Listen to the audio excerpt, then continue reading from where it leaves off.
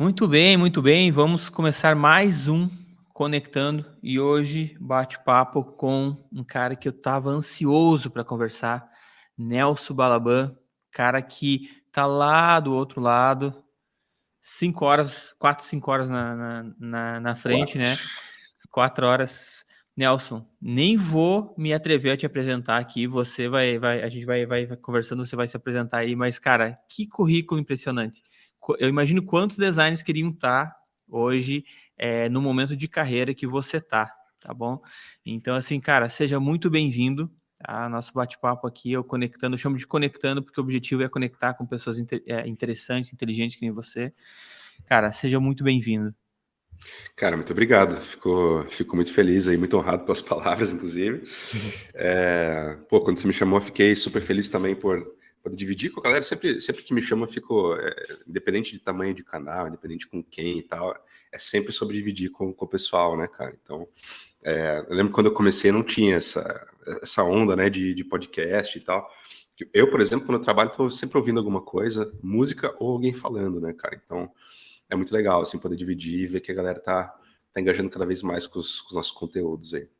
Eu que agradeço. Massa, massa, maravilhoso. Cara, eu queria agradecer pelo teu tempo também. Eu sei que é bem corrido, né? A gente demorou um pouco para conseguir alinhar essa tua agenda. E, cara, muito bom mesmo. Valeu mesmo. Cara, Boa. já que você falou aí de conteúdo, como que o Nelson estudava lá no início e o que você vê hoje de diferente? Tá mais fácil? Tá mais difícil? Tá mais complicado? Confuso? Como que você vê isso aí? Boa pergunta, hein, cara. Cara, assim, ó, eu acho que dependendo do aspecto que a gente, né, dependendo do ângulo que a gente olha, tá mais fácil. Tá mais fácil porque, cara, quando eu comecei mesmo, assim, eu lembro que quando eu fui fazer um site, né, a minha pira era fazer um site, porque diferente das gerações que vieram depois aí, cara, eu acho que você tá comigo nessa também, a gente pegou uma transição, né? A gente viu a internet nascer. Então, pô, com isso os computadores iam melhorando e tal. E com isso os sites iam surgindo, né, cara? A internet, no começo dos anos 2000 ali, era muito interessante, porque, pô, tinha flash, né? Então, era muito legal usar a internet assim, porque também não tinha muita coisa para ver, né? Não tinha tantos outros componentes da internet como tem hoje, né, cara? Pô, hoje você tem YouTube, você tem streaming, você tem várias coisas, né? Plataformas que fazem streaming ao vivo e tal, os jogos. Na época a gente tinha CS, né? Um tempo depois, assim, Counter-Strike Nossa, e tal. aham. Mas assim, o que tinha na internet antes, cara, era site legal pra caramba, assim, e fórum. Então eu participava muito de fórum. Hoje em dia, não sei se a galera usa muito fórum, assim, geralmente eu acho que é pra buscar aí um mundo mais underground na internet, né? Mas o fórum era uma realidade pra mim todo dia, assim. Era fórum de anime, basicamente. Na época eu fazia assinatura, cara. Então tinha competição de fazer assinatura e tal. E para isso eu tive que aprender um pouco de Photoshop, só que na época a gente aprendia essas coisas através de livreto que você comprava em banca de revista, assim, não tinha. Ou você fazia um curso, né? E esse curso nem sempre era voltado para coisas específicas, como hoje você tem curso para lettering, curso para 3D, curso para character design, curso para UX. Antes não tinha nada, antes era tipo, cara, curso de Photoshop, aprender a mexer com layer, né? Que estava surgindo ainda nessa época. Então foi baseado nisso, assim, com uns 10, 11 anos mais ou menos eu comecei a me interessar mais por colocar um site no ar mesmo, então aprendi um pouco de programação com um vizinho que eu tinha na época, assim, um cara que consertava meu computador. Então, eu lembro que ele chegou com uma apostila lá em casa, assim, cara, quer aprender a programar, quer fazer site, jogou a apostila na mesa, assim, ó, tava escrito assim, lógica da programação, cara. E a lógica da programação é basicamente como a gente vê, como a gente projeta as coisas hoje, né, com design, assim, então começar por um problema, né? Começar por coisas maiores até você chegar numa escala menor do projeto, assim. E isso eu levo para mim até hoje. Mas eu comecei mesmo como arte digital, né? Como artista digital. Na época começaram a surgir os fóruns, depois surgiram os grupos de arte digital e tal. E isso foi meio que um caminho natural, assim, porque quando eu era moleque, eu sempre falava que eu queria fazer, me perguntavam o que eu queria ser quando eu crescesse, eu queria ser desenhista, né? Então, para mim, era uma coisa que estava muito relacionada com arte, relacionada com, enfim, com expressão visual, né? Mas eu gostava muito de marca. Então, pô, eu lembro que quando eu ganhei um tênis da Nike, da minha madrinha, quando eu tinha uns 10 anos, o primeiro tênis de marca que eu ganhei, assim. Cara, eu lembro que eu ficava olhando ele, colocava ele na estante, ficava copiando os desenhos dele, copiava o logo e tal, né? Então, era uma coisa que eu sempre quis fazer na minha vida, assim.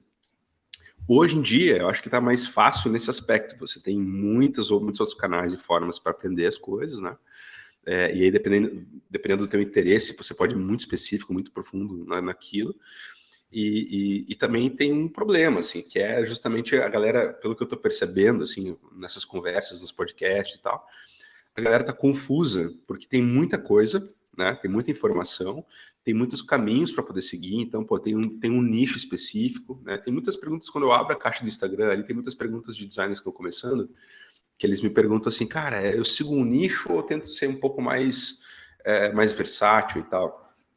E, sinceramente, é uma pergunta que eu não sei responder com tanta propriedade, assim, porque eu não tive essa opção quando eu comecei, né? Tipo, pô, vou me especializar, cara, em fazer design para divulgar a agenda de músico, né? Como tem muito designer fazendo hoje. Vou me especializar em UX. Cara, eu realmente eu não sei como responder essa galera, assim. Então, acho que para eles hoje em dia é um pouco mais difícil ter essa clareza, assim, né? Porque o design ele acabou se ampliando muito, né? Se expandindo muito como indústria, como mercado. O que é algo bom, assim, como eu estava falando com o André Lona outro dia, ele falou assim, cara, que época, né? Que tempo para ser designer, né? E realmente, porque tem muita ferramenta disponível, tem AI vindo aí, então, cara, coisas que dá para fazer com AI sendo designer é infinitamente maravilhoso, assim, tem muita coisa, né? Muitas possibilidades aí. Então, isso pode confundir o pessoal, até porque acho que quem nasceu nessa época aí, quem está nas gerações mais recentes, eles têm uma certa ansiedade, né, cara? Porque você consegue vislumbrar o futuro, né, e ver resultados lá na frente, mas você precisa passar pelo crivo do tempo, né? Então, até Uhum. quando você falou no início ali e tal, sobre o momento de carreira, cara, hoje eu olho para trás, assim, pô, eu não teria feito nada diferente, assim, fico muito feliz por ter passado pelos lugares que eu passei, pelos problemas que eu enfrentei, os lugares que não deu certo, por ter aberto um estúdio, por 4 anos ter construído uma equipe, que é uma coisa super difícil de fazer e tal. Só que isso, até chegar hoje, quase 20 anos de carreira, são 20 anos, é um dia atrás do outro, assim. Então, essa galera um pouco mais jovem, acho que precisa entender um pouco essa relação, se entender com o tempo, assim, né? Criar essa relação com o Uhum. tempo. Então, respondendo assim, em suma, a tua pergunta, eu acho que é uma coisa que são tempos interessantes para ser designer, mas tem que saber mais ou menos tomar a decisão correta. Se você tem tempo, tem uma galera que começa muito cedo, né? Acho que essa foi a minha vantagem também. Uhum. Comecei muito cedo, né? Então é difícil você conhecer pessoas que começaram cedo, porque geralmente o pessoal começa a se entender como profissional a partir dos 20 anos, 21 anos, né? Quando terminou uma faculdade. Às vezes passa por uma faculdade, não é aquilo, passa por outra e tal. O que para mim acho que é completamente normal, cada um tem um tempo de carreira aí para absorver, né? Mas se você começa mais cedo, você tem uma certa vantagem que você pode errar mais, né? Então eu acho que eu tive essa vantagem aí também de ter começado cedo. Sim, massa. É bem isso aí, bem isso aí. E, cara, assim, ó, eu quero te pedir para contar a tua história aí depois quando tu começou, mas você fez um link aí, você falou da Nike.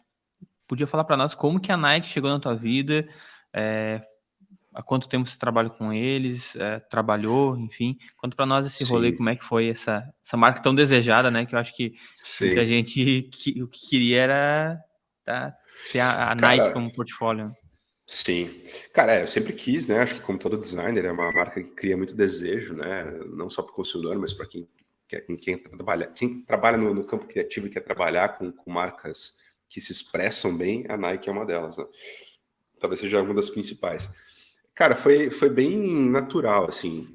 Eu não tenho assim, enquanto pessoa física, enquanto designer independente, eu não tenho esse lance de ir atrás de cliente, assim. Então, quando eu tinha estúdio, com certeza a gente fazia isso, mas agora eu tô montando um novo, tá? Vai vir novidades aí pela frente, mas Olha aí, ó. enquanto designer gráfico independente, eu passo por muitas indicações, né, cara? Então você acaba conhecendo pessoas e as pessoas te indicam. E nesse caso era um cara que era, se não me engano, diretor de arte ou diretor de criação numa agência que atendia Nike em São Paulo. E acho que perguntaram para ele assim, cara, a gente precisava de alguém que tenha uma mão de craft, assim, mas que tenha uma cabeça de designer, né? Então era basicamente, por isso que se confunde, né? Meio que uma campanha, ou é um projeto de identidade visual e tal. O projeto em si tá no meu site, é um dos primeiros projetos que tem ali, caso alguém queira dar uma olhada depois. Mas foi basicamente uma indicação, e aí eu fui trabalhar internamente lá, assim. E isso é uma coisa que eu mesmo pedi, né? eles entraram em contato comigo. Era um projeto que, basicamente, era lançar a camiseta. Toda Copa do Mundo tem isso, uma camiseta nova, né? Camiseta da Copa e tal. Então, era lançar a camiseta da Copa do Mundo do Brasil, lá, nessa época foi na Rússia, né? 2018. E aí sempre tem uma campanha. Essa campanha, na verdade, você cria um key visual, ela se desdobra, né? Então ela vira uma caixa que os jogadores e os jornalistas recebem, ela vira pôster, ela vira vitrine de loja, né? Então tem toda uma roupagem assim dessa campanha que na verdade é um projeto de design, né? Então não tem uma diferença aí. Só que a função dela é bem específica. Então quando me perguntaram, eu falei, cara, super top, a gente aprovou o orçamento e tal. E aí eu perguntei, mas eu prefiro muito estar aí, né, se for possível e tal, porque, pô, para respirar a cultura da empresa, e, cara, né, tá todo dia lá e tal. E, se eu não me engano, é a Nike de Barueri, né? Se não me engano, fica em Barueri, se não me engano. Eu tava morando em São Paulo nessa época, então eu ia todo dia, pegava a estrada ali todo dia e tal. E foi incrível, cara, porque na época, eu não sei como é que tá hoje, assim, mas na época era pós-Olimpíadas, então a Nike tinha dado uma enxugada na equipe violenta, assim, cara. Então a Nike Brasil em si tava muito carente de uma galera trabalhando lá, assim, com design mesmo, né? Trabalhando para a marca mesmo. Então, eles estavam muito dependendo das agências, né? E fornecedores que eles tinham, que eram externos. Então, foi uma oportunidade muito legal, assim, porque na época quem estava desenvolvendo tudo isso era a Nike Global, Nike de Oregon lá. E aí, quando chegou para representar o Brasil, cara, putz, cara, faltou aquele tato, assim, com a cultura, sabe? Aquela conexão com a cultura brasileira, assim, que é muito visual, né, cara? É muito específico, assim. A gente tinha uma missão de mostrar para a Nike lá de cima, lá, a Nike Global, a Nike de Oregon, que a nossa campanha tinha muito mais a nossa cara e tal, que representava mais o Brasil e tal. Então foi basicamente isso, assim, foi um projeto que durou mais ou menos uns 3 meses. Eu lembro que na primeira semana eu tava tão obcecado, cara, eu chegava lá às 8 da manhã, saía geralmente umas 8, 9 da noite, assim, nem almoçava direito, levava comida, assim, eu ficava o dia inteiro trabalhando naquilo, cara. Na primeira semana a gente já tinha um monte de coisa, né? Na segunda semana a gente já passou por uma rodada de aprovação e tal, daí depois foi para desdobramento. Então foi uma oportunidade super legal. Depois teve uma outra campanha pequena que acabou não indo para frente, assim, que eles me chamaram, que é a Nike 011, mas esse aí eu já fiz em casa já. Mas esses 3 meses que eu passei lá foram muito legais, assim, é uma companhia uma empresa que valoriza muito a expressão individual, assim, então tinha uma liberdade muito grande isso foi a minha experiência, né? Tinha uma liberdade muito grande de oferecer soluções para aquele problema que a gente tinha na época. E, pô, eu espero trabalhar mais vezes. Foi uma marca que teve uma repercussão muito grande para mim, assim, na minha carreira, porque te projeta muito, né? Quer ou não, é uma marca que tem uma expressão muito forte no nosso meio. Então, ela me projetou muito, assim, para conseguir outros trabalhos também, outros projetos. Foi muito legal. Uhum. Eu imagino, né? É uma marca querida, né, cara? Eu acho Sim, que deve ter sido uma experiência bem maneira, cara. E aí, foi. cara, você falou também sobre AI, né? Você já trouxe para dentro do teu projeto, dos teus projetos? Como é que tá isso? Tá estudando sobre? O que você Cara, pensa sobre? olha só, o que a gente tem feito ultimamente, assim, é trazer na parte de construção ali do plano estratégico, né? A gente traz um pouco de AI, então o ChatGPT a gente está usando direto para fazer isso, para construir texto, né? Para construir, enfim, dá para fazer uma análise. Eu vou começar a experimentar nesse sentido agora, né? Começar a analisar a marca em si, dando diretrizes, né, sobre a marca. Então, uma marca assim que atua nesse segmento tal e tal. Então, eu estou escrevendo algumas diretrizes para poder usar o chat para prever soluções também, né? E não só Uhum. organizar inputs, mas prever outputs também de insights para estratégia de marca. Em termos de imagem, eu brinquei um pouco, acho que foi com o Midjourney. Gerei algumas coisas lá, assim, tava bem no começo, mas agora, pelo que eu tô vendo, a galera tá, tipo, cara, tá postando, assim, tá animal, assim, tá cada vez melhor, né? E tem um novo ChatGPT que tá saindo também com 25 mil palavras, muito mais possibilidades, aí com imagem também, interação com imagem. Então, acho incrível que a gente consegue usar isso como componente, porque no fim das contas, assim, cara, a necessidade que a gente mesmo que cria, né? Então, o AI está justamente para fornecer uma ajuda, um auxílio, ele não é a solução final, né? A gente que controla ele no fim das contas, né? Então, eu acho que é uma solução bem interessante, assim. Por isso que eu concordo quando o André Lona fala assim, cara, é uma época excelente para ser designer, justamente porque a gente tem muitas ferramentas que podem ajudar a gente no dia a dia, assim. Então, e inclusive para prever coisas, né? Coisas que a gente não tem a gente não consegue enxergar alguns padrões que o AI consegue. Então, eu acho super legal, assim. E pretendo usar mais, assim, nas classes, nas aulas que eu dei agora aqui no curso de mestrado, eu autorizei o pessoal a usar. Falei, cara, a gente precisa criar alguns key vídeos num determinado exercício que a gente tinha lá. Eu falei assim, cara, acho que quem quiser, né, trazer AI para... Porque o pessoal às vezes tem a imaginação, mas não tem a caneta, sabe? Não tem a experiência de poder desenhar. E às vezes não tem até o tempo, né? Às vezes eram 4 aulas, então no raio de 2 semanas, para gerar essas soluções, o AI ajuda muito, cara. Que, pô, em questão de 30 minutos você tem ali um projeto muito bem acabado em termos de imagem. Então, eu trouxe isso para a galera e teve uns resultados bem engraçados, bem interessantes. Assim. Teve uma menina que fez um projeto lá que era uma colaboração da Crocs com... tem uma empresa aí que faz uns tours na neve, saca? Que para você esquiar na neve, esqueci o nome agora. E ela fez a colaboração aí, cara, surgiram uns esquis com bota de Crocs super confortáveis, tal, que você pode desacoplar e começar a andar e tal, coisa que não tem como fazer no esqui hoje. Então, mas surgiram umas ideias muito legais a partir dessa solução. Se não existisse ela, provavelmente essa ideia nem surgiria, né? Então, eu acho que é uma ferramenta bem legal, dá pra aproveitar bastante, assim, cara. E assim, só Deus sabe o que vai acontecer, né, nos próximos capítulos dessa história, porque as possibilidades são infinitas, né, cara? Cara, isso é assustador, assim, eu tava fazendo um projeto ontem e aí, tipo, pesquisa é pesquisa, né? Cara, tu Sim, vai ali e diz, ó, pesquisa aí pra mim tal coisa. Frau! Só vai colando ali pra depois tu vai é ler. absurdo, cara. Cara, o parceiro ali tava criando nome esses dias. Ah, gere vários nomes como se você fosse, porra, vários nomes. E parece que um dos nomes que realmente ficou bom, assim, não foi ele que criou, né? Sim, sim, Então, é nessa pegada. E o Midjourney também, eu animal. gosto de brincar ali. E esses dias a gente fez um comparativo, porque a gente fez uma campanha uns 2 anos atrás para uma loja não, uma design de joias que faz umas joias bem interessantes, mas foi pego modelo, feito uma campanha muito maneira. E aí, pô, ficou um negócio bem diferente, assim, a gente tá fazendo um paralelo, pô, a gente tentou gerar a mesma imagem no Midjourney, e, cara, as imagens ficaram mais legal do que o final do fotógrafo muito foda, que é um cara que eu não lembro agora, mas é um cara muito foda, no Brasil hoje, foi feito lá em São Paulo, e, cara, e aí, assim, pô, um designer que está começando agora poderia ter feito o mesmo trabalho com resultado, Sim. sabe? Chegaram no mesmo nível, né? Então, cara, é assustador. E É, é como tu disse, a gente não sabe para onde que vai, né, cara? é. O Nelson, tu falou aí que deu aula. Quem que é o Nelson professor, cara? Conta para nós aí como que é. Eu vou te falar que eu tenho esse fetiche, sabia?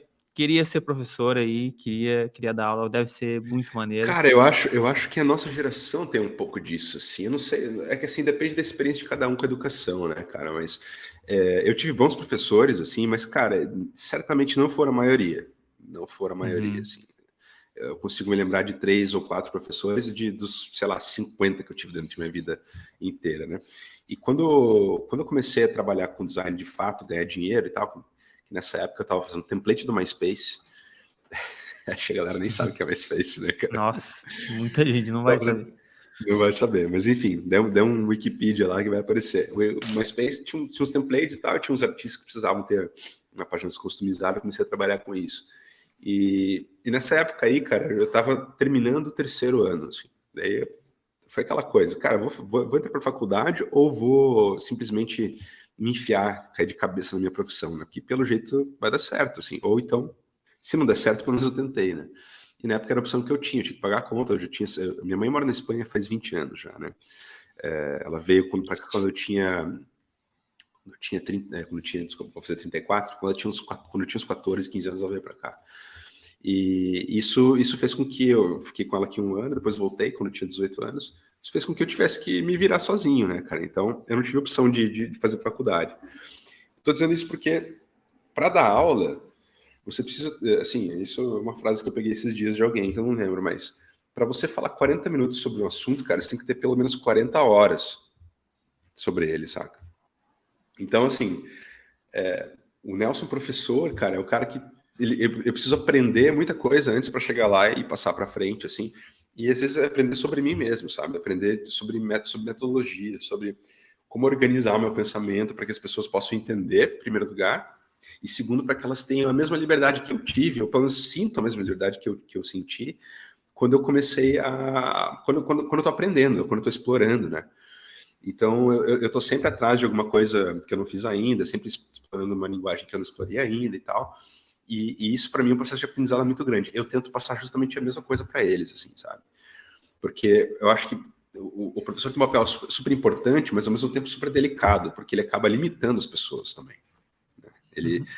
O papel dele pode ser justamente abrir caminho ou colocar as pessoas num caminho muito específico, assim. Então, tem faculdades, cara, tem escolas, assim, né, de design gráfico, que elas não são chamadas de escolas à toa, assim. Foi porque realmente teve uma galera que foi lá e colocou, cara, sabe? Meio que limitou a visão da galera, assim. Que acho que é importante para o design, foi importante para o design gráfico, mas hoje a gente está vivendo uma outra época. Então, tudo está acontecendo ao mesmo tempo, assim, as pessoas estão, as gerações mais novas têm acesso nessas informações todas e elas estão a fim de explorar. Então, muita gente acaba me dando feedback, assim, de, pô, fiquei muito feliz porque você me deu a chance de trazer essa ideia à vida, assim, né? Coisa que nem eu tinha pensado que era possível e tal. Então, para mim, eu vejo a minha profissão como professor, o meu papel como professor, bem executado quando eu tenho um feedback desse. Assim, pô, eu consegui trazer alguma coisa que nem eu imaginava. Né? Isso basicamente você dá aquele empurrão. Né? Você é o cara que encoraja essas pessoas a ter mais liberdade na profissão. Isso, e a liberdade vem com conhecimento, né? Vem com experimentação e conhecimento, basicamente. Assim. Então, essa parte boa. A parte ruim, cara, que eu procuro ser muito sincero, assim. Então, acho que em alguns momentos você é obrigado a dizer assim, cara, talvez você esteja no lugar errado, sabe? Obviamente você não vai. Eu nunca falei isso com essas palavras, né? Mas você constrói uma narrativa através dos feedbacks que você dá e dos toques que você dá, e que você vai percebendo de acordo com o desenvolvimento do exercício, que algumas pessoas elas estão mais destinadas a tipo ser artista ou ser fashion designer, ou até mesmo ser um programador, sabe?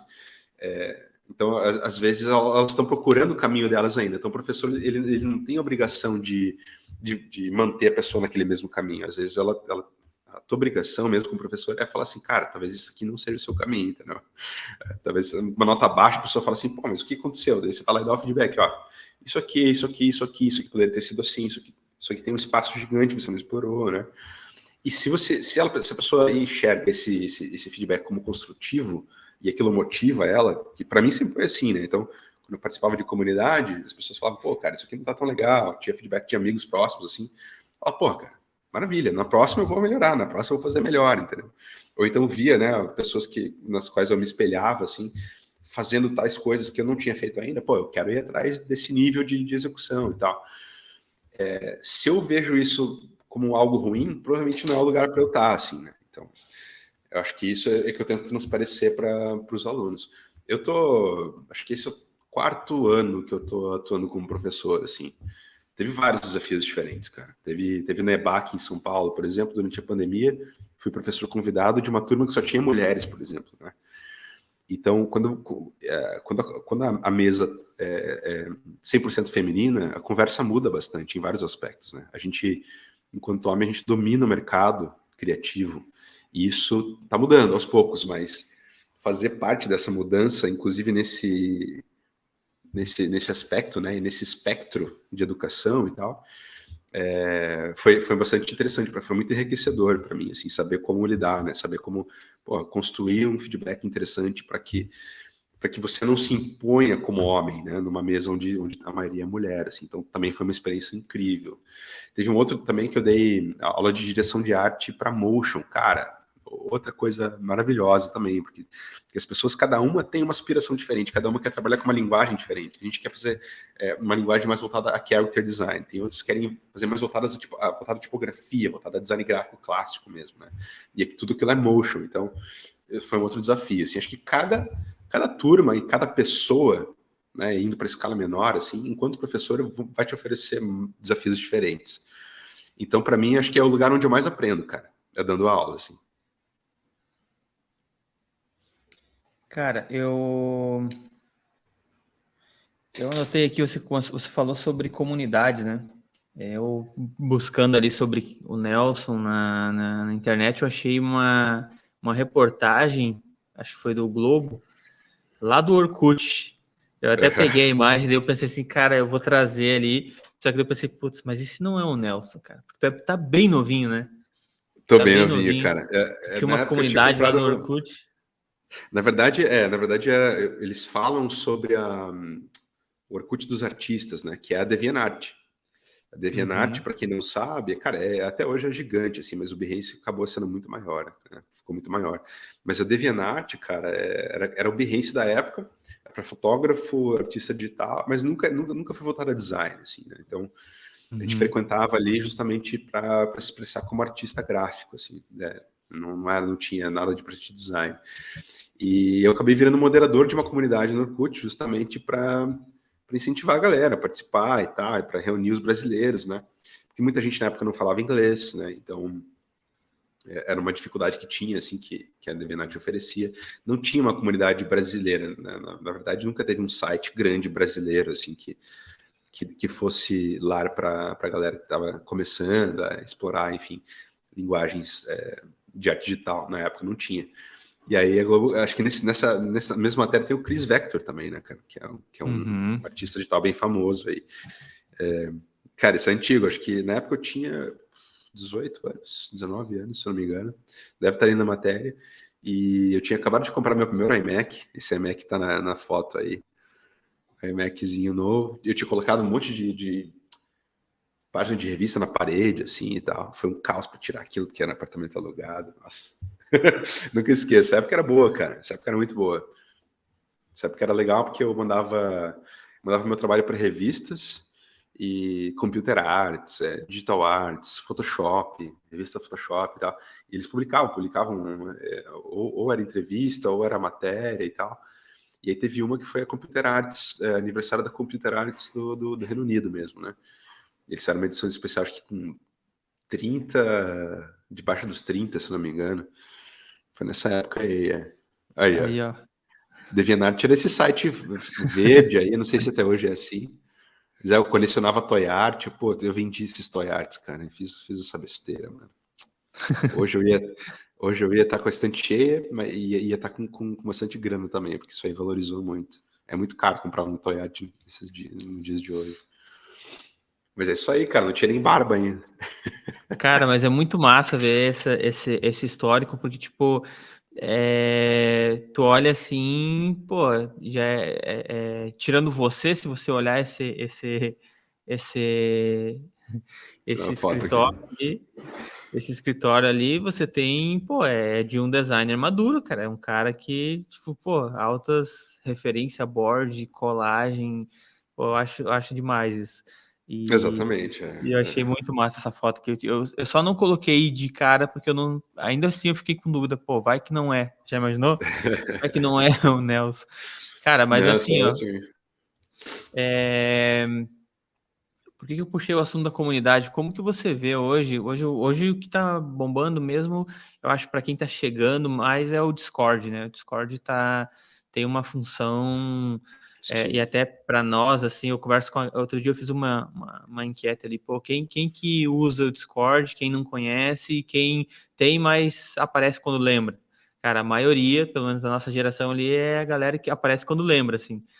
Aham. Mas o pessoal mais novo tá bombando. Qual é a importância que você vê na comunidade para o design? Porque hoje em dia é o novo hype da galera que produz conteúdo, né? Sim. Cara, eu acho super, super interessante.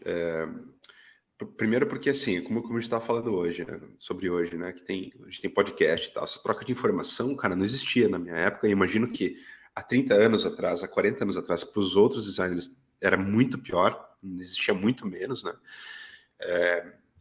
E aí isso está quebrando um paradigma muito grande, cara, na nossa profissão, porque eu não sei, cara, se você lembra, uns 10 anos atrás, a discussão era assim, cara, a comunidade do design é muito fechada. A Uhum. comunidade do design é muito. E daí virava panela, né? Tinha panela de prêmio e não sei o quê. Eu vejo que a galera hoje em dia, assim, até mesmo da nossa época aí, tá usando muito pouco prêmio para justificar a qualidade de trabalho. Por quê? Porque a gente consegue ser reconhecido pelos nossos colegas, né?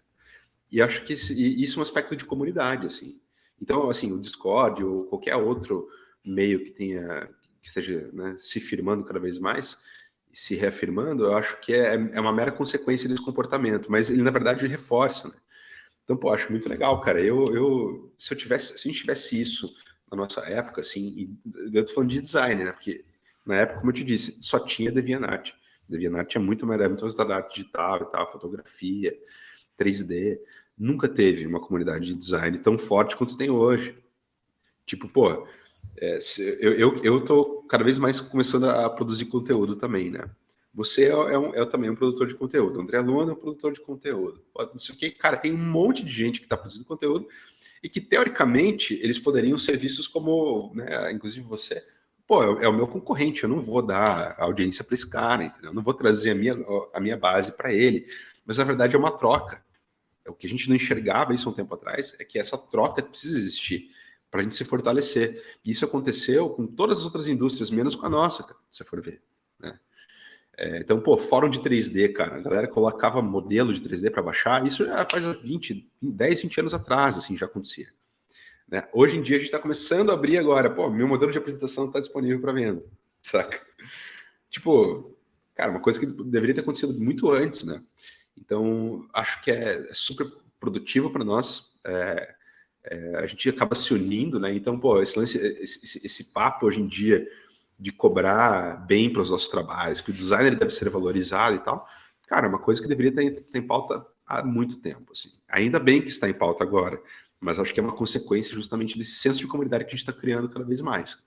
Eu acho que isso é super Uhum. importante para a nossa indústria, para a nossa profissão, principalmente em termos de valorização, né, do nosso trabalho, e também para os próprios clientes, né, que basicamente qualquer pessoa em potencial é um cliente nosso, né, que a gente pode trabalhar com pessoas físicas, com artistas, com empresas, com grupos enormes, com o Zé da padaria. Todos os negócios são importantes para nós, né, e a gente pode se posicionar a fim de, né, com o objetivo de trabalhar com todos eles ou cada um deles. Então, isso só acontece a partir dessa troca de informação, porque senão tudo Sagmeister, saca? Todo mundo vai querer ser esse cara. Não, eu posso ser o designer X, eu posso me espelhar em diferentes tipos de pessoas, porque essa troca passou a existir, entendeu? Coisa que não tinha antes. Então, acho Uhum. super importante isso aí. Uhum. É bem por aí. Ô, Nelson, eu tava vendo aquele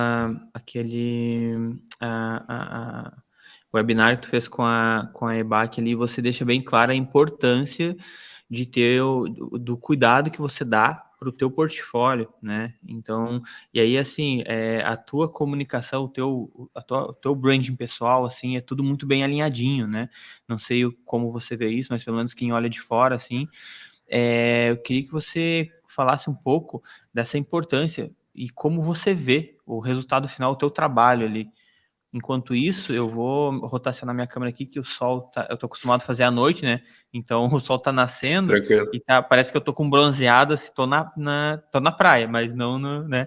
Tá Eu com uma cor vou. bonita aí, cara. Tá com uma cor Vai, bonita. vai falando aí que eu tô escutando aqui, tá? Eu vou Tá rotacionando aqui. bom. Cara, olha só, tudo isso é bem pensado, assim, porque, pô, desde sempre, portfólio sempre foi uma coisa muito importante, porque, em primeiro lugar, você consegue controlar, né, a experiência que enfim, seus clientes em potencial, enfim, as pessoas que estão vendo o seu trabalho têm. Então, é diferente de Behance, diferente de Instagram, que, pô, você depende muito da dinâmica da própria plataforma ali, né, a medida, pô, vídeo dá para colocar assim, não assado, animação dá para colocar assim, não assado, né? O próprio Instagram, ele limita muito, né? Então, é uma ferramenta, na verdade, que é mais de vitrine, não tanto quanto o portfólio. O portfólio é você entrar na loja, né? Então, o portfólio, para mim, sempre foi, em primeiro lugar, a coisa que sempre me manteve, assim. E, pô, eu já tive indas e vindas de trabalhar em agência, trabalhar em estúdio, sair, trabalhar, entrar e sair. Já defini para minha vida que isso não faço mais. Hoje eu me categorizo mesmo como designer independente. E isso só se dá, cara, eu só consigo atribuir isso à força, né, que foi construída através do tempo e atribuída ao portfólio. Né? O portfólio, essa percepção de marca que a gente cria, porque muito antes do Instagram e do Behance, etc., era o portfólio que segurava isso. Né? Então, quando eu mando meu link para alguém, eu tenho que estar muito seguro de que a pessoa vai ter aquela experiência, e que vai converter, né? Que ela, na verdade, ela vai acabar me contratando.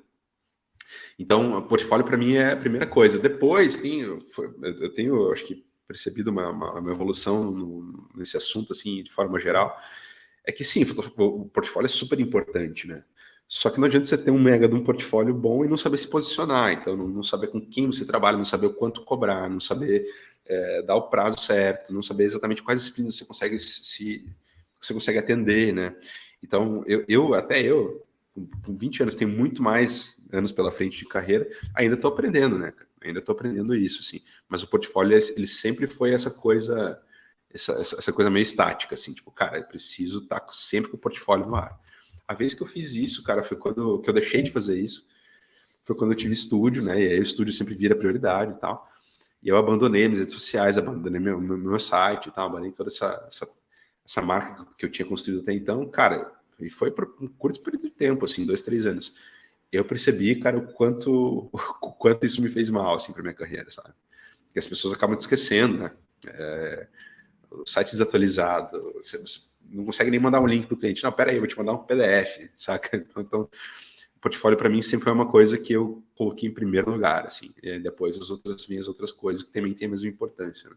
Posicionamento, a forma de você abordar um cliente, fazer um onboard nele, a forma de você conduzir o processo, ter muita clareza na tua entrega e tal, nas etapas do teu processo criativo e tal, é tão importante quanto um portfólio bem construído, né?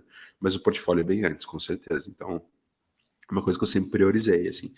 E, inclusive, eu vou ter um webinar agora, dia 29, que é gratuito, pela BAU aqui, que é onde eu dei aula. Vai ser em inglês, então quem quiser treinar um pouco o ouvido em inglês aí, eu vou dar umas dicas lá sobre ser bem analítico, assim, saca? Pô, se você usar uma foto você pode usar uma foto de avatar, você pode usar um logo de avatar, né? Beleza, agora a gente vai para o site. Cara, o site tem isso, ele tem vários componentes que formam ali uma experiência, né? Uma experiência que você pode ter o controle, que você pode direcionar, né? Então, o único lugar que você pode fazer isso é o teu portfólio. E aí tem outro aspecto do portfólio também, que ele não é só técnico, é o aspecto de posicionamento. Então, você selecionar os projetos que vão no teu portfólio, né? Acho que é uma das coisas super importantes para você direcionar a tua carreira também, porque quanto mais você mostra, daquilo que você mostra, mais vai voltar. Então, se eu colocar só projetos pequenos, os clientes vão ter dificuldade de perceber que eu posso dar conta de projetos maiores, né? E às vezes, até mesmo, como o portfólio é teu, está na tua mão, você pode ter feito um projeto, de fato, entregue um projeto pequeno para um cliente pequeno, mas você pode engrandecer ele também, né? Então, até quando clientes menores, eu faço trabalhos menores para clientes menores, eu sempre sugiro mais coisas, eu sugiro mais ideias. Olha, a marca pode se comportar dessa forma, X, Y, Z. Né? Você pode ter uma rede social assim, você pode ter um e-commerce. A gente quando tinha estúdio, a gente ia vender um e-commerce para um cliente sem saber fazer e-commerce. A gente aprendeu a fazer o e-commerce, teve uma entrega super boa, assim, ficou por muito tempo no ar, funcionou super bem para os caras, feito no Magento, etc. A gente não sabia fazer, mas a gente já mostrou, né? Fez essa proposta para o cliente, já com um protótipo meio que funcionando, assim, CSS. E isso foi para o portfólio depois, cara. Então, estrategicamente, o portfólio tem uma importância muito grande, assim, saber como projetar a tua imagem, né? E aí não é só a foto que você usa, o teu about, se é thumbnail, se é lista, tudo isso são os pormenores. mas o projeto que você coloca lá, a quantidade de projetos que você coloca lá, a qualidade dos mockups que você usa, a uniformidade da luz e da sombra dos mockups que você usa, saca? Se eles são comprados no mesmo lugar, isso vai com certeza fazer uma diferença. Se você pegar a free de cada canto e não tiver uma curadoria, pelo menos isso vai fazer diferença também, né? Então, o portfólio tem um peso muito grande, assim, e muita gente acaba desprezando isso porque justamente ele demanda tempo, ele demanda esforço para construir, né? Então é uma coisa que eu sempre estou colocando força e tempo em cima. Inclusive, eu até fiz uma... A galera que quiser acessar ali, nelsonbalaban.com/review, eu estou fazendo análise de portfólio, né? Então, quem precisar dessa ajuda aí, eu estou fornecendo ajuda também para construir essa imagem ou para fazer algumas alterações de rota e tal. Então, tem gente que chega para mim e fala, pô, Nelson, eu estou querendo arrumar uma vaga em tal lugar, cara. O que eu posso fazer no meu portfólio para conseguir isso, né?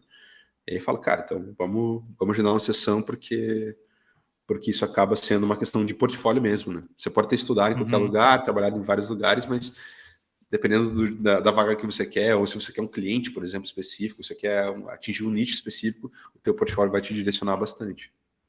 Então é isso. E é aí que eu queria chegar, né? Esse portfólio review eu tinha até anotado aqui para te perguntar, para te decorrer sobre. É uma espécie de mentoria, né?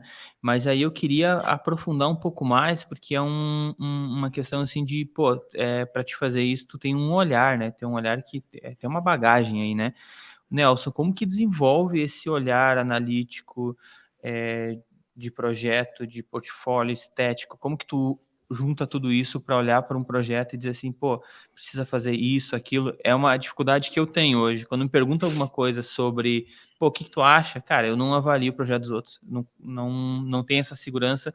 Talvez é uma questão de uma insegurança mesmo, ou é falta de um olhar mais, né? Como que você vê isso? Cara, eu acho que, assim, em primeiro lugar, quanto mais experiência nesse sentido, tipo, porque eu sempre fui muito analítico justamente porque eu queria trazer para mim mesmo, né, uma resposta, assim. Então, eu lembro que os primeiros sites que eu coloquei no ar, assim, de portfólio meu, eu sempre tentei ser muito experimental. Pô, eu queria criar uma coisa que, cara, era muito único. Você entrava no site do cara e falava, uau, que site maravilhoso. O site chamava muito mais atenção do que os projetos, né? Obviamente não tinha tanto projeto para pôr. Então, eu usava o site como um próprio projeto, assim. Depois disso, cara, eu fui surgindo mais experiência, trabalhando com muito mais clientes e tal, fui percebendo algumas discrepâncias, assim. Então, tem o portfólio do diretor de arte, né? Tem o portfólio do designer, tem o portfólio do type designer, tem o portfólio do ilustrador, tem o portfólio do fotógrafo, tem o portfólio do cara que faz o retoque de imagem, tem o portfólio do cara que é especializado em logo, né? Que é identidade visual, né? Então, e aí eu fui analisando, pô, cara, qual que é o que me causa uma imagem mais profissional? Uma imagem que pô, isso aqui custa mais caro, sabe? Que agrega valor, né? Então, tem vários aspectos que eu fui justamente trazendo para um checklist, assim. Esse site meu que está no ar hoje, cara, eu demorei 2 anos para colocar ele no ar. Eu fiquei trabalhando 1 ano e meio nele. Ele foi para vários lugares, voltou e tal. Então, a fonte que eu escolhi, ela foi pensada para durar mais tempo e tal, mas para causar uma certa impressão, uma certa percepção. Então, é tratar o portfólio justamente como se trata um projeto de marca, né? Só que para você mesmo. E aí, cara, acho que o que está no cerne dessa resposta, ou talvez dessa pergunta, é o questão de autoconhecimento, assim. Porque a gente fornece esse serviço para os nossos clientes e a gente oferece para eles uma oportunidade de autoconhecimento, né? Então, quando eu mando uma série de perguntas no meu questionário, ela é muito mais voltada ao cliente, para que ele se entenda como negócio, né? E eu, através dessas respostas, consiga fornecer uma resposta prática, no caso, uma entrega, né, um projeto de marca, ou enfim, qualquer coisa que tenha relacionada à nossa disciplina ali, que ele não consegue fazer, mas primeiro ele precisa se enxergar através daquilo, né?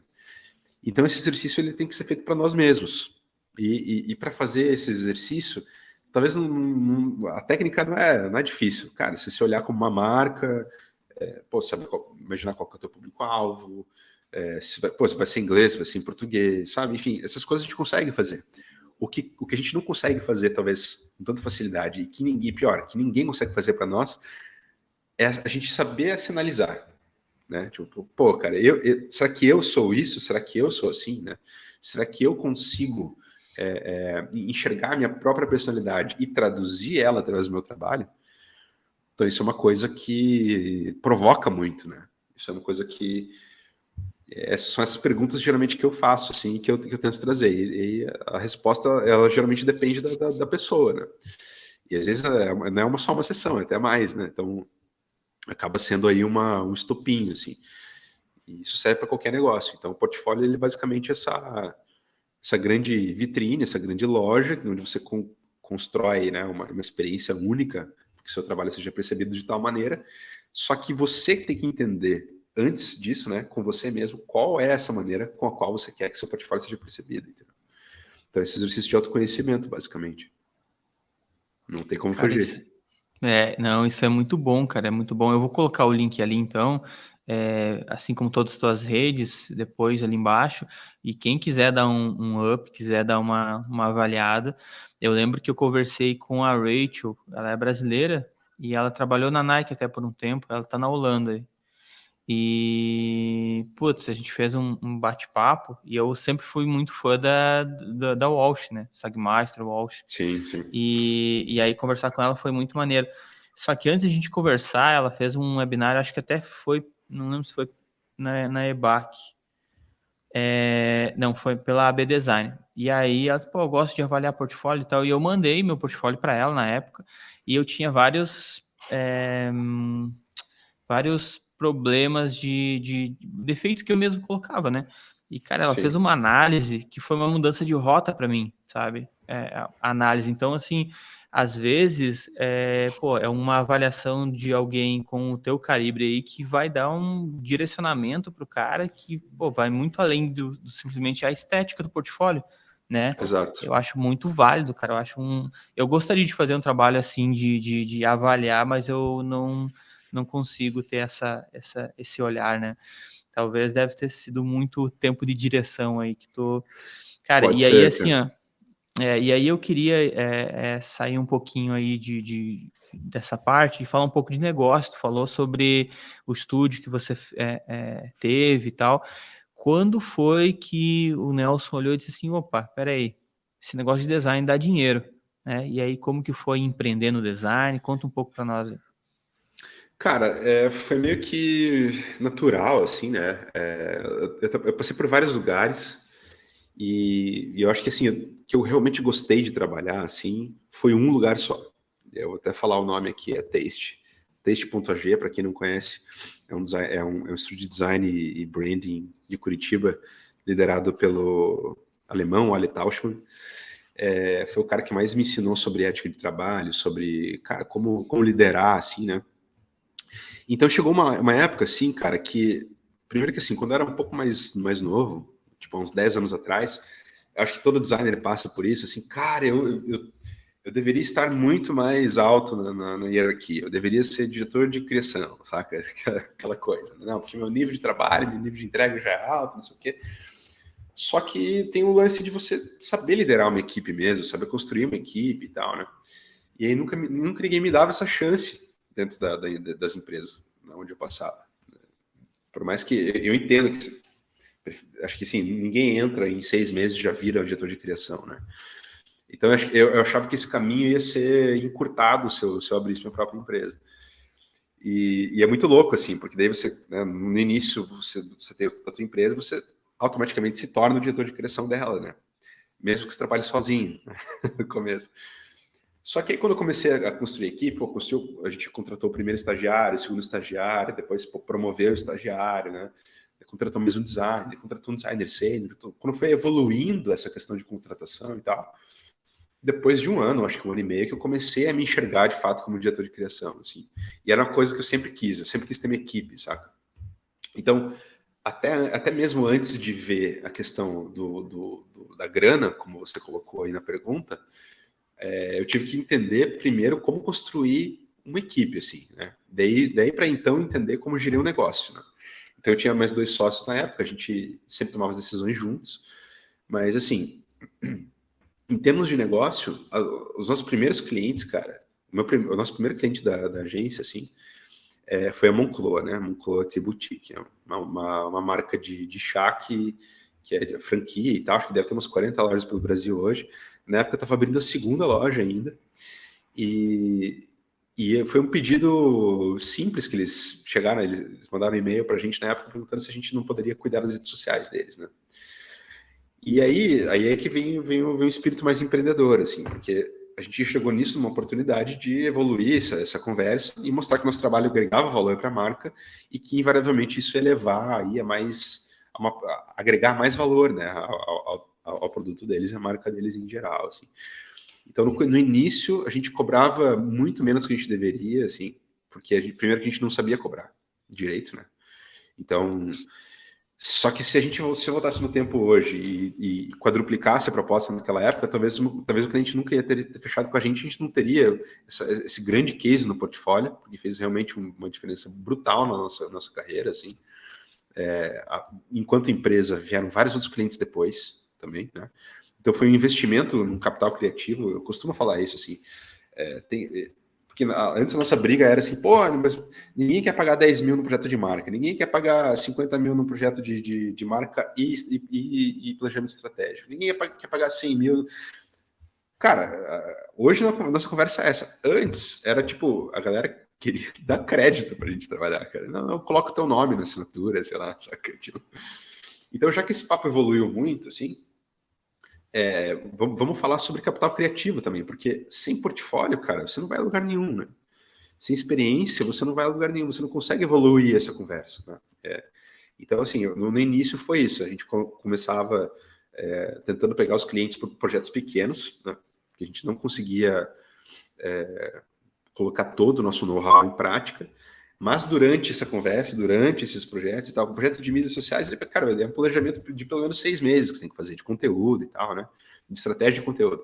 Nesses 6 meses, cara, a gente pegava tudo pelas bordas, assim, pô, a gente sugeriu fazer café e chocolate para eles, né? Então a gente fez as embalagens de café e chocolate, a gente vendeu essas embalagens, esse projeto de embalagem.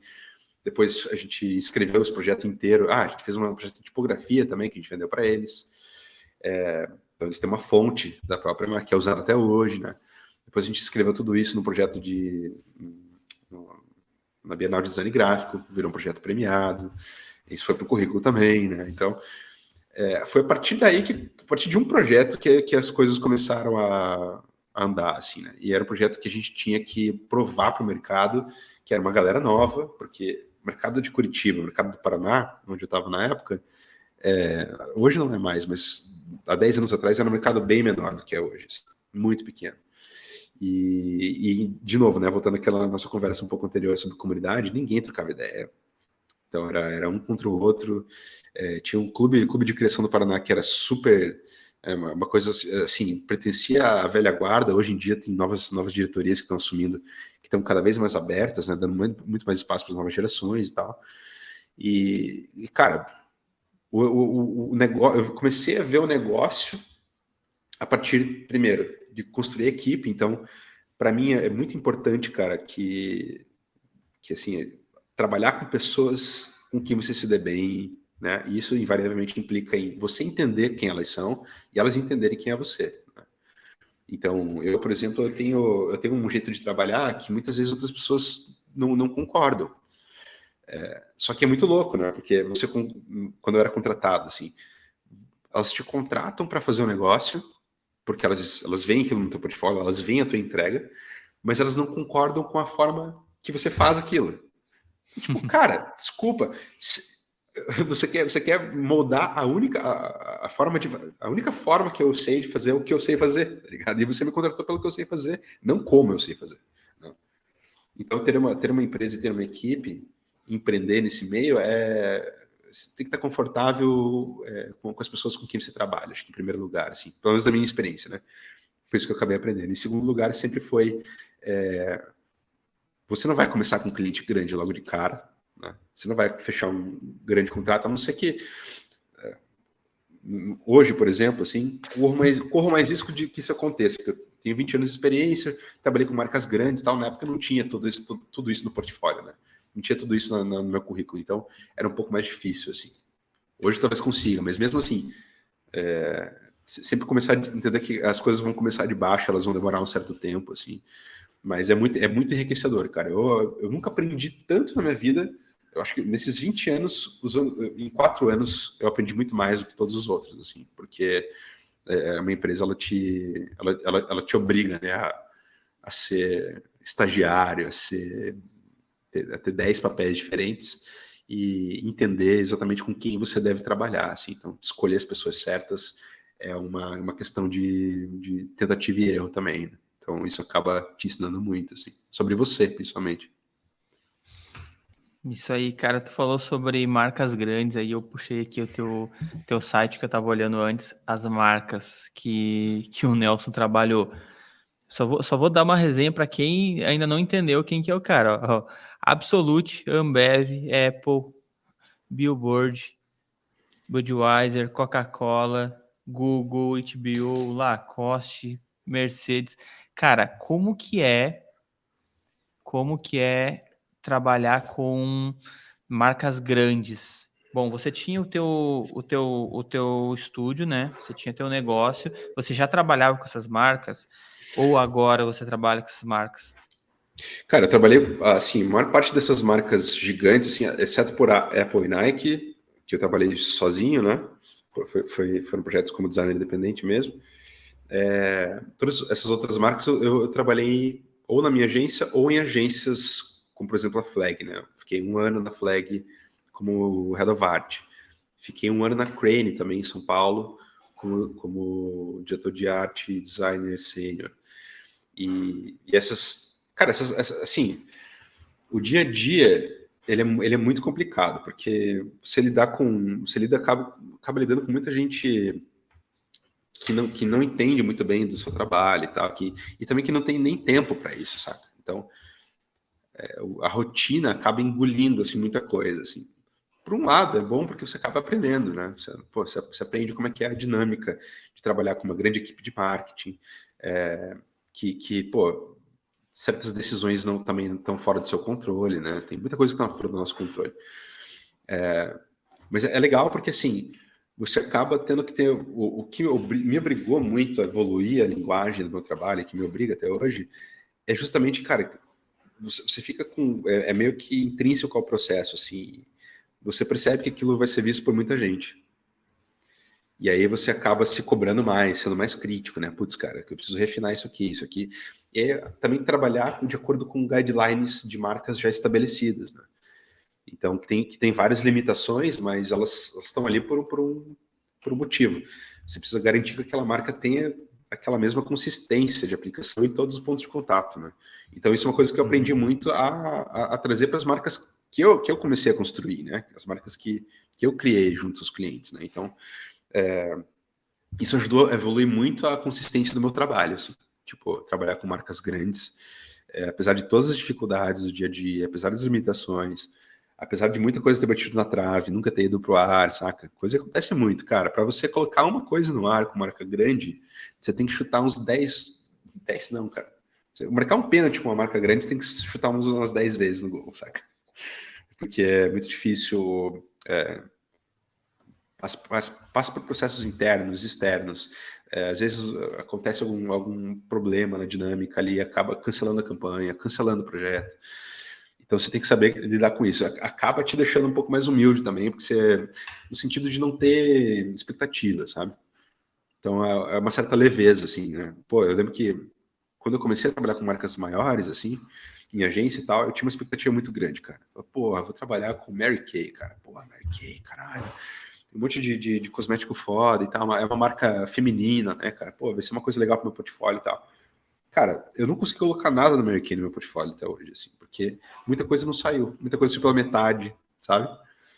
Mas eu posso falar que eu trabalhei com a marca, porque de fato fiquei 1 ano trabalhando com ela, e sei que assim, é uma marca de valor e tal, sei o quanto que ela me ensinou, né?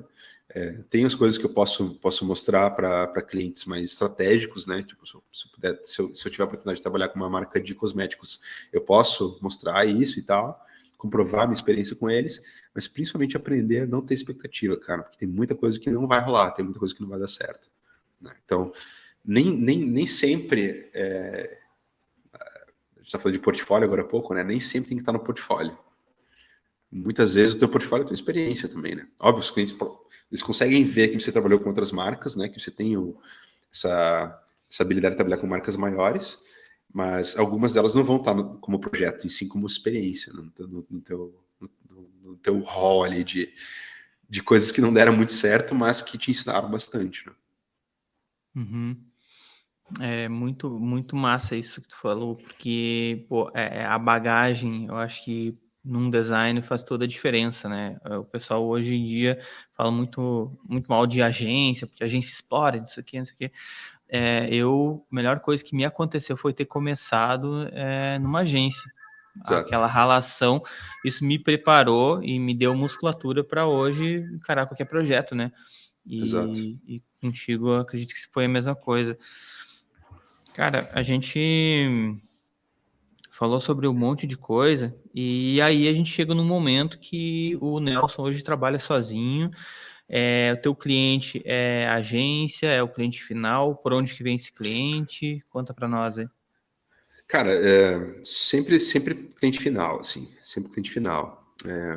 O último projeto agora que a gente terminou, eu falo a gente porque eu estou trabalhando com a minha namorada, a Ioli Inácio, ela é estrategista de marca, também tem caneta aí, sabe fazer coisa bonita também, mas ela está mais voltada nessa área, então a gente está combinando nossos skills aí para trabalhar com marcas que precisem realmente, né, de um trabalho de reposicionamento, principalmente,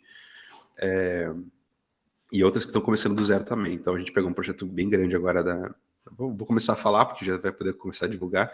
Vocês conhecem a Pipefy, que é uma plataforma de gerenciamento de projetos, né?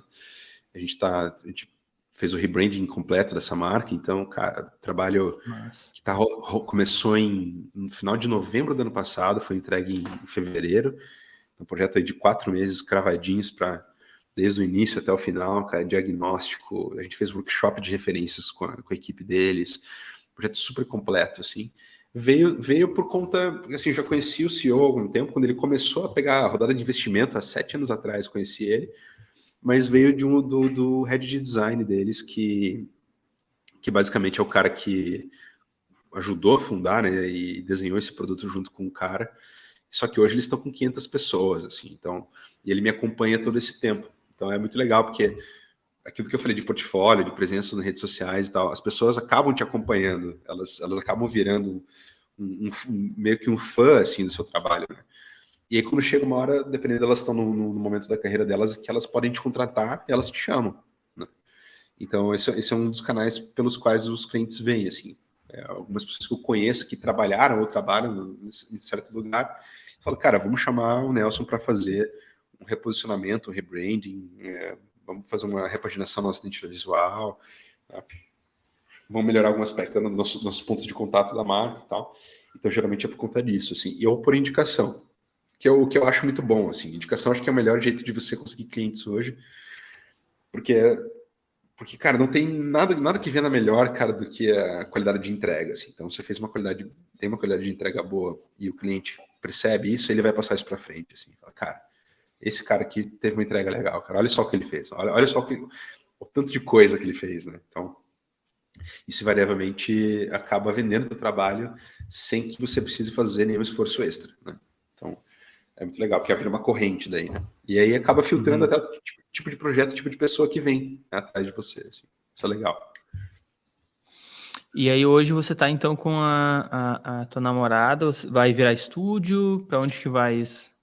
Vai, a gente não vai falar o nome agora ainda, mas aí nas próximas semanas, ou no mês que vem, a gente já vai conseguir a gente vai colocar um site no ar e tal, e alguns projetos, né? A gente tem alguns cases que a gente vai colocar, mas a ideia é justamente essa, trabalhar em conjunto, porque, cara, como eu te disse, assim, de uns tempos para cá, a conversa evoluiu muito, né? A conversa com os clientes evoluiu muito, assim, os clientes entendem, estão começando a entender isso, que não entendem, estão dispostos a entender que marca não é só a identidade visual, né? Marca não é só a parte visual. A parte visual, ela é uma consequência de um trabalho de estratégia, porque marca é estratégia. A marca, ela fala com o público, ela vende para algum público, ela fornece algum serviço para algum público. Entender esse público é um dos fatores, né? É um processo. Então, a marca ela vai justamente ser uma tradução de todos esses valores, de todos esses objetivos que a marca tem. Então, para ter isso, para entregar, ter uma entrega dessa muito bem fundamentada, assim, eu sozinho não consigo fazer. Eu não tenho essa fibra, assim, sabe, para pegar um projeto desde o início, cara, assim, diagnóstico de marca até, cara, e assim, até porque acho que duas cabeças acabam pensando melhor, né? Então você tem uma interpretação dupla ali que acaba se convergindo, e isso acho que isso é muito bom, isso é saudável também para o projeto, né? Duas pessoas, dois profissionais experientes que se complementam, acaba sendo um conjunto de ferramentas, assim, no fim das contas. E é uma coisa que eu sempre quis fazer de volta. Desde que eu saí da minha agência, a gente acabou fechando a agência porque tinha algumas questões de objetivo mesmo, assim, né? Então, eu sempre penso que uma marca, o cliente, né, uma marca, quando vem, ela tem um potencial de ser muita coisa, e a gente, enquanto criativo, eu gosto de trabalhar com tipografia, cara, gosto de trabalhar com UX, gosto de trabalhar com iconografia, gosto de trabalhar com identidade visual, gosto de trabalhar com vídeo, né? Até mesmo com arte, com objeto e tal. Então, isso é o tipo de coisa que eu quero fazer, se possível, com todas as marcas com as quais eu posso trabalhar. E na época a gente tinha visões divergentes, por isso que acabou fechando. Agora encontrei uma pessoa que eu tenho intimidade, não só pessoal, mas profissional, suficiente para entender também que a gente tem essa ideia de que marca a gente pode ter uma visão mais ampla em relação às marcas, né? E é muito divertido, porque a gente é multidisciplinar também. E aí, de acordo com o modelo de negócio interessante, porque de acordo com a complexidade do projeto, você chama pessoas, né? Então, eu tenho uma rede hoje bem estabelecida de contatos, cara, que eu posso chamar alguém para fazer iconografia, posso chamar alguém, chamar o Carlos Mignon para fazer tipografia da Plaula, chamar a Plaula Design para fazer tipografia. Para esse projeto da Pipefy, chamei o Felipe Canali, que é um designer também já super experiente, para fazer iconografia. Cara, ficou maravilhoso, assim. Ficou primoroso o trabalho. Então, é muito legal poder chamar as pessoas que você admira para trabalhar com você, sabe? É um privilégio enorme, assim, né? E sem ter aquela coisa engessada de espaço físico e tal, que a gente está vivendo novos tempos também. Então, são só vantagens aí que a gente enxergou para se posicionar dessa forma. Porque acho que enquanto designer gráfico independente, eu vou conseguir chamar projetos em que eu vou ter que educar o cliente para ele entender que, putz, eu preciso, cara, que você entenda que a sua marca precisa de um diagnóstico, cara, porque talvez tenha algumas coisas, algumas dores aí que você não enxergou ainda. Então, posicionado como uma equipe, eu consigo vender isso de forma mais fácil e mais eficaz, sabe? Então, acaba sendo um movimento meio que natural, assim, também, com o tempo de estrada que eu tô hoje, para mim faz mais sentido fazer isso agora. Uhum. Tu acabou já respondendo uma pergunta que eu ia perguntar sobre equipe, né? Se você trabalhava com equipe, e é maneiro esse negócio de trabalhar com namorada. Eu trabalhei por muito tempo, fui sócia da minha esposa também, e pô, a pessoa sabe o teu objetivo, né? Para onde tu quer ir, para onde tu vai, né? Tá focado no mesmo direcionamento, é bem maneiro. Cara, eu queria te perguntar, e a gente vai encaminhando aí para os finalmente, mas eu queria te perguntar ainda qual que é as habilidades que o cara tem que ter hoje como designer, na tua visão. Cara, acho que em primeiro lugar, a visão de negócio, assim, né? Porque a gente acaba trabalhando como um parceiro estratégico do nosso cliente. Se a gente não se posicionar como um parceiro estratégico da marca, a gente acaba virando ferramenta gráfica, né? E é isso que incomoda muitos designers, porque primeiro que o cara não consegue cobrar o quanto ele gostaria, ele não consegue convencer o cliente dele que aquilo é o melhor para a marca dele, então ele fala sem propriedade, né? E é engraçado, assim, cara, que a partir do momento que eu comecei a trabalhar com essa visão um pouco mais ampla de negócio em relação à marca, ou então me posicionando como um estrategista e também um designer gráfico, né? Cara, a gente, primeiro, consegue cobrar mais, né? Então a gente consegue fechar propostas de 5 dígitos, né? De até 6 dígitos dá para fechar proposta. Segundo, o cliente tem um respeito e uma confiança muito maior na tua entrega. Então, a tua argumentação acaba sendo muito mais lisa, muito mais leve, né? Não tem aquela coisa de alteração. Ah, não, porque eu gosto mais do azul, porque eu gosto mais do rosa, porque eu gosto dessa fonte, porque eu gosto menos daquela. Não existe mais esse papo, entendeu? Então, você acaba evoluindo o papo. Então, a primeira coisa, cara, é entender que você é um parceiro, não só em si entender como parceiro de negócio do teu cliente, como fazer com que ele entenda isso também, né? Então, isso é uma premissa básica, assim. Eu acredito hoje, como, para mim, pelo menos, como uma verdade. Segundo, cara, tem essa questão de ele ser especializado no nicho, não? Cara, acho que assim, tem gente que se sente 100% confortável trabalhando só com marca de esporte, só com marca de cosmético, só com marca vegana. Eu acho, assim, se você se encontrou nisso, cara, ou se for uma fase da tua carreira, é maravilha, saca? Mas para mim, a verdade para mim é que ser multidisciplinar pode ser muito mais interessante. Ser um canivete suíço pode ser muito mais interessante. Não só em relação a nichos, né, que você pode trabalhar. Então, eu, por exemplo, trabalho com tecnologia, trabalho com esporte, trabalho com vestuário, trabalho com construção. Tem vários segmentos nos quais eu atuo. Isso eu acho que é devido ao fato de eu ser multidisciplinar no sentido de, cara, eu amo tipografia, eu amo identidade visual, eu amo fotografia. Putz, uma coisa que eu adoro é sair pela... Barcelona é lindo, né, cara? O Brasil também é maravilhoso. Inclusive, tô com saudade, tô voltando em julho. Mas... por onde eu passo, eu tiro foto, cara, porque eu tô treinando o meu olhar o tempo inteiro ali também, e eu sei que eu posso usar isso no meu trabalho, sabe? Então, ter uma direção de arte apurada, invariavelmente implica em você ter um olho mais apurado, né? Você vê muita coisa e tal. Então, acho que ter uma multidisciplinaridade, uma curiosidade sobre várias disciplinas que são componentes, né, do nosso trabalho, faz com que a gente tenha, primeiro, uma percepção mais aguçada, né? Segundo, um nível de curadoria mais alto, então saber escolher, desenvolver um bom gosto, né? Que isso acaba também segmentando, pô, não exatamente segmentando, mas, por exemplo, se eu quiser medir o nível de bom gosto, ou medir o nível de sei lá, um aspecto na marca que é luxo, por exemplo. Cara, posso ir lá em cima com o luxo, ou tem uma outra marca que chegou para mim, não, eu quero minimalismo, quero uma coisa minimalista e popular. Então você abaixa o nível de luxo. Então você você conseguir ter esse controle, primeiro você precisa ter uma percepção mais aguçada, você precisa ter uma curadoria de referências muito mais criteriosa, né?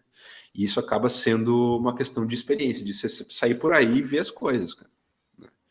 Então eu tenho falado isso, eu dei uma aula esse dia com o Léo Becker também, que foi sobre personalidade visual, né?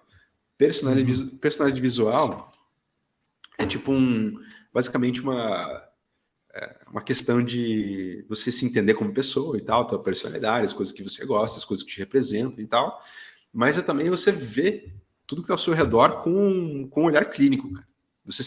A gente é crítico pra caramba, né? Tipo, pô, a gente olha uma coisa, pô, isso aqui tá errado, essa fonte é feia, não sei o quê.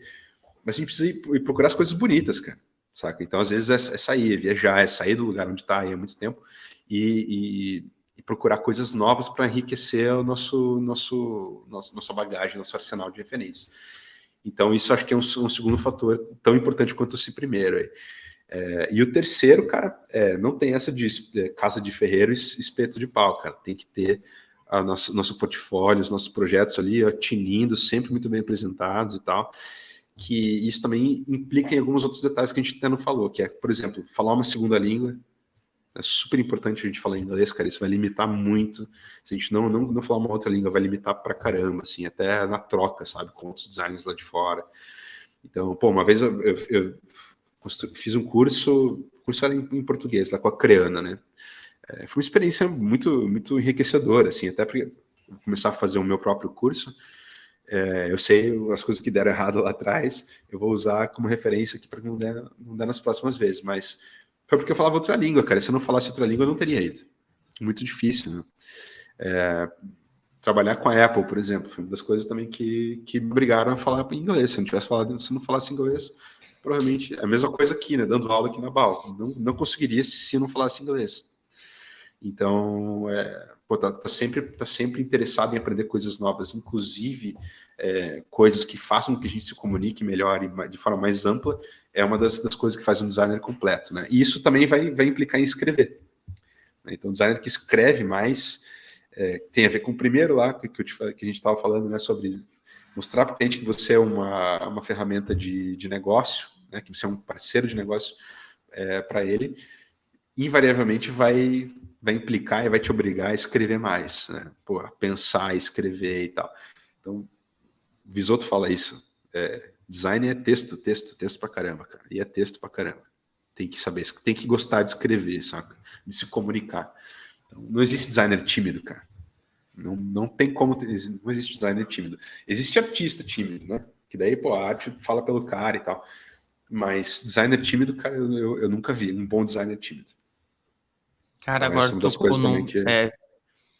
tu tocou num ponto que talvez seja a habilidade mais importante de tudo isso que tu falou, né? Comunicação. E, Comunicação. cara, hoje em dia tá muito fácil você trabalhar em casa, no quarto e ser autônomo e aí o cara fica ali recluso, né? Então, se você já é introvertido, já é mais na tua, cara, e quem trabalha com design, eu acho que acaba sendo um perfil de comportamental mais e isso que tu falou de pensar como negócio e comunicação, cara, eu acho que é um conselho bem válido mesmo, né? Cara, eu acho que sim. Acho que... porque senão você acaba virando, como disse antes, né, uma ferramenta visual, meramente, assim. E aí você vai ficar sempre à mercê da qualidade do teu cliente em termos de estratégia, né? Então, pô, tem clientes que têm uma visão estratégica muito boa do negócio deles. Eles sabem exatamente quem escolher para fazer as coisas, né? Pô, acho que isso é extremamente raro, assim, mas é possível.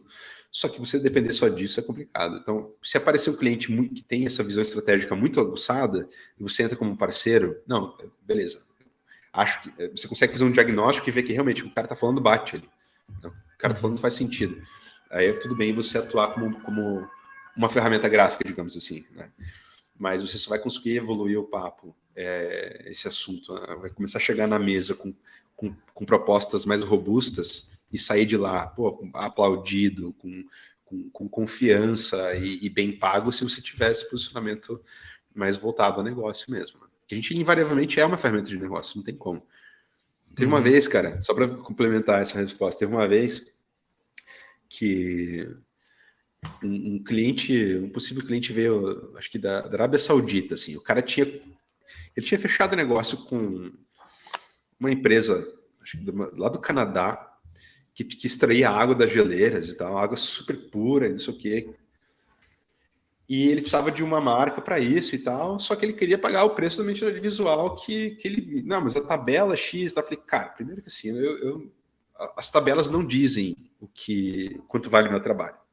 Então, se essa é uma média, ok. Mas eu sei o quanto essa marca vai potencializar o teu negócio. E não só na rodada de investimento, na mesa dos investidores, na prateleira, na gôndola. Eu tenho plena noção de quanto isso vai te ajudar a vender vai ter um ticket médio maior e tal. Vai aumentar a tua margem de lucro, etc. Quando você começa a colocar esses termos na mesa, cara, a conversa muda. A conversa muda e fala, então, tá bom, beleza, vamos lá, Nelson. Eu sei que teu trabalho é bom, porque eu já vi teu portfólio, agora eu vi pelo teu papo, que você entende de negócio, então vamos fechar isso aí, vamos ver no que vai dar. Então o cara acaba fazendo essa aposta, se para ele aparecer uma aposta, ele vai acabar fazendo, porque você acabou evoluindo o nível da conversa ali. Né? Então é fundamental. E para isso você precisa ter essa coragem, né? Para você ter essa coragem, você precisa ter um pouco mais de desenvoltura na comunicação também. Sim. Cara, é muito isso. E é interessante que pode ver que a todo momento nossa conversa ela passa por portfólio, né? É a Sim. expressão de. Cara, não tem. E aí, assim, eu queria te perguntar da onde vem não, como que você se alimenta hoje, né? Hoje, e aí, assim, são vários níveis, tipo, o cara que tá começando se alimenta de uma forma, o cara que tá já lá em cima, atendendo cliente e tendo o seu negócio, se alimenta de outra forma. Como que o Nelson hoje alimenta o seu repertório e de onde vem esse... Cara, uma coisa básica para mim, assim, nos últimos 5 anos, que é obrigatório, cara, é viajar. Viajar. Então, o mundo é muito grande, cara, é muito extenso, assim. Pela internet, cara, é uma coisa. Pela internet, você acha Você começa a abrir ali 300 mil abas no Chrome, no Save It, enfim, tem um monte de lugar que você pode buscar referência. Mas uma das coisas que eu falo, né, inclusive falei muito aí nessa última disciplina que eu dei aula sobre referência visual, é que aquilo que você sente quando você entra num lugar, quando você vê uma obra de arte, quando você entra no museu, você vê uma coleção de pôster, quando você entra numa biblioteca, você pega aquele livro e abre, e né, que negócio explode na tua cara e tal. Essa sensação que você sente, geralmente ela acaba sendo empregada, ela acaba sendo transmitida no teu trabalho também. Porque você acaba trabalhando com muito mais afinco nos detalhes, né, com atenção nos detalhes e tal. E você quer se expressar também daquela mesma forma, você quer passar aquele sentimento para frente. Então, eu tô usando exemplos de mínima escala, assim, mas você simplesmente sair do lugar onde você está, ir para uma zona de insegurança, onde você não fala direito o idioma, onde você não conhece ninguém, onde você vai ficar por pouco tempo ali e tal, onde você tem que ficar o dia inteiro andando, procurando no mapa e tal, perguntando para onde você vai. Esse tipo de experiência acaba te inspirando muito, assim, você acaba se comunicando mais, né? Você sai da tua zona de conforto. E acaba aumentando a tua curiosidade, né? Então, para mim, viajar é um aspecto básico de sobrevivência, assim, cara. Tipo, hoje em dia está muito mais acessível, né, viajar do que era 10 anos atrás.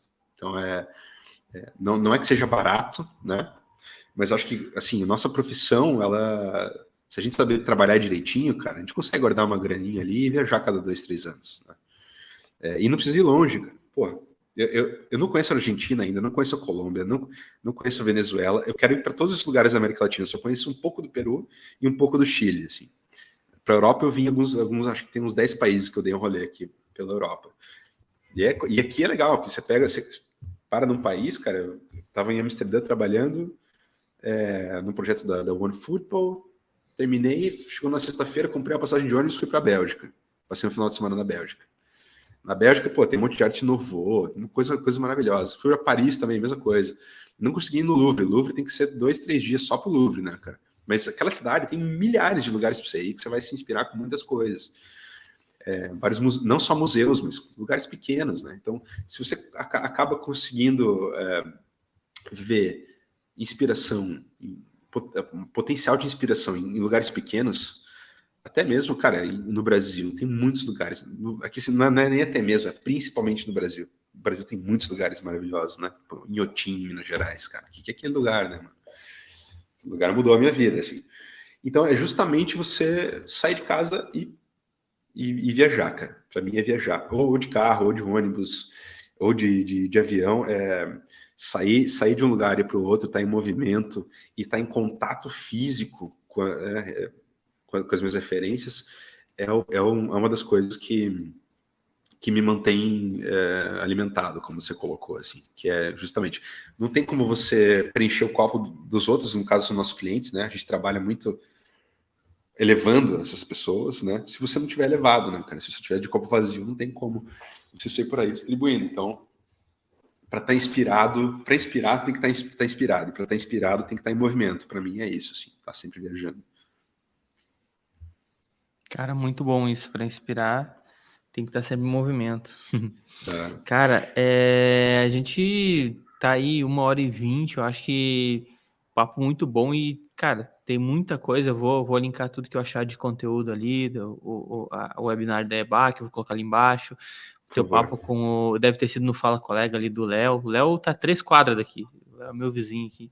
Eu tô indo pra aí, cara. Vou morar no Campeche. Vai morar no Campeche? Que massa, cara. Que Vamos ser massa. vizinho aí, cara. A gente vai Pô, se que ver. massa. Eu morei em Floripa há 2 anos. Morei em 2 anos. Estava sempre no Campeche, no Morro das Pedras, ali pegando uma onda numa época que Cara, era eu amo mais... aquele lugar. Eu sou de Pô, Curitiba, cara, mas eu sempre quis morar perto da praia, assim, cara. Tipo, e é diferente, né? Pô, eu tô aqui em Barcelona, tem praia nossa. também, mas a gente tá falando de outro nível de paraíso, tá ligado? Não tem comparação. Cara, que massa, velho. A hora que se muda quando? Em julho agora Vai que ser tinha em julho, falado? isso. Eu tô esperando só. É uma questão mais burocrática aí, porque eu dei entrada no meu visto de residência, né? Porque minha mãe mora há 20 anos, tem que passar pelo visto de residência para pegar daí a minha cidadania. Mas para fazer isso eu tenho que esperar esse cartão chegar. Então, até o meu cartãozinho chegar, eu não posso sair daqui. Senão eu já tava aí, mas vai passar rápido aí. Vai chegar numa época boa que vai estar em outono, não vai estar tão calor assim também, né? Então logo começa a dar aquela esfriadinha também, mas enfim, eu gosto também. Estou acostumado com curitibano, porque não está acostumado com frio e céu nublado não é curitibano. Mas é isso aí, eu vou estar aí perto, cara, e a gente vai com certeza organizar coisas aí, vai chamar mais designers para fazer coisa junto também. Eu quero conhecer mais o pessoal. Tem muita gente boa morando em Santa Catarina hoje, né, cara? E fazendo coisas legais e tal, então a gente vai com certeza se trombar aí. Pô, muito massa, cara. Com certeza, a gente tem ideias de evento aqui. Putz, vai ser muito maneiro, cara. E aí, assim, ó, Nelson, o que faltou te perguntar? Mensagem final aí pra galera, antes da gente encerrar. Mensagem final, cara. Cara, eu acho que é isso, sim. A gente está vivendo a gente falou isso, acho que premiou isso nas respostas, né? A gente está vivendo uma época muito rica, muito colaborativa, tem um senso de comunidade ressurgindo, né? Das sombras aí, que a gente acaba esquecendo isso, né? Por isso que é importante lembrar, assim, a gente acaba esquecendo, não é que nunca existiu, já existiu antes, aí alguma coisa deixou amornar, acho que todo mundo meio que ficou bem e tá, não precisa dos outros, mas a gente sempre precisa da galera que tá à nossa volta. Tipo, eu tô aqui conversando contigo, para mim é super útil, para você é super útil, para quem tá vendo é útil. Então, cara, vamos multiplicar isso, saca? Então, é sempre tentar trocar, porque invariavelmente nessa troca todo mundo vai ser ganhando, todo mundo vai ser evoluindo, né?